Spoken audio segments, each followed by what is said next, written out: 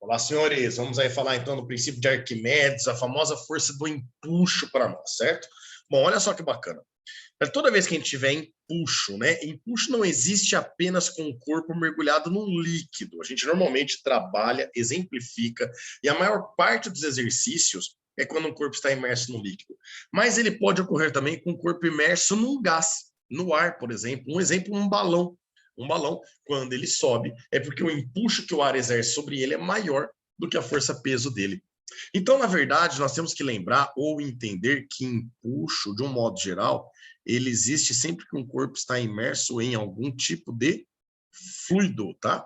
Então, ele vai exercer toda vez, vai ser exercido o empuxo, né?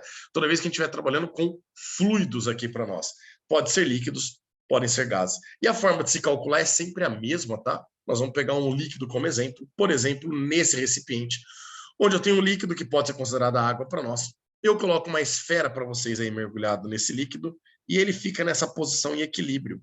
Isso significa aqui, ó, que nós temos o chamado força-peso puxando esse bloquinho para baixo.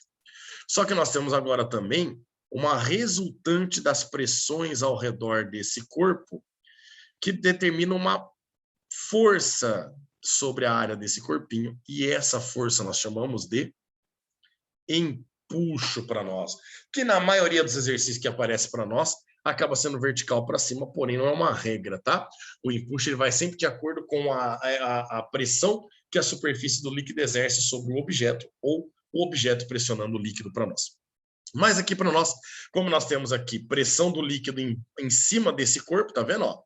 O líquido aqui em cima está empurrando o corpo para baixo, mas nós também temos pressão aqui embaixo, empurrando esse corpo para cima, e como esses pontos estão numa profundidade maior que os de cima, é obviamente que as pressões aqui embaixo ganham das de cima, e o empuxo resultante nesse corpo acaba sendo vertical para cima.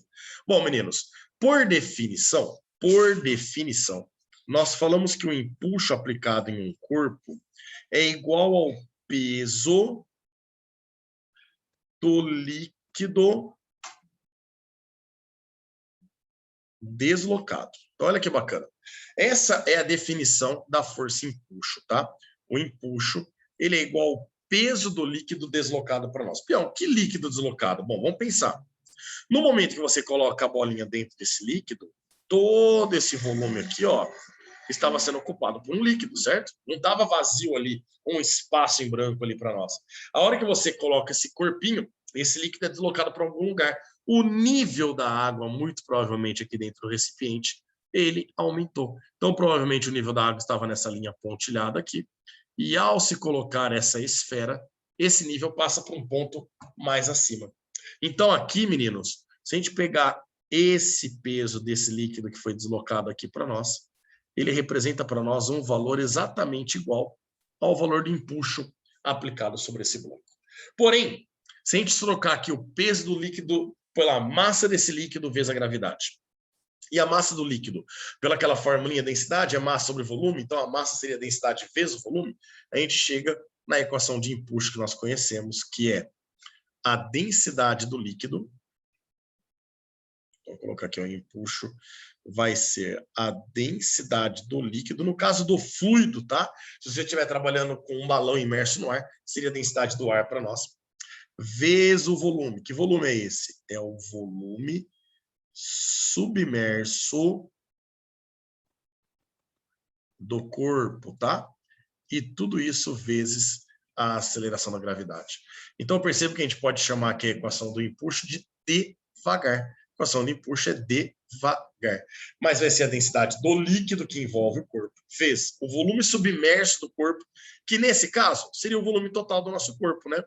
Mas se fosse num caso, por exemplo, esse daqui, onde a gente percebe que o líquido ele faz com que parte do corpo fica emerso, externo ao líquido, e parte imerso, interno ao líquido, o volume submerso para nós seria só esse pedacinho de baixo aqui, certo?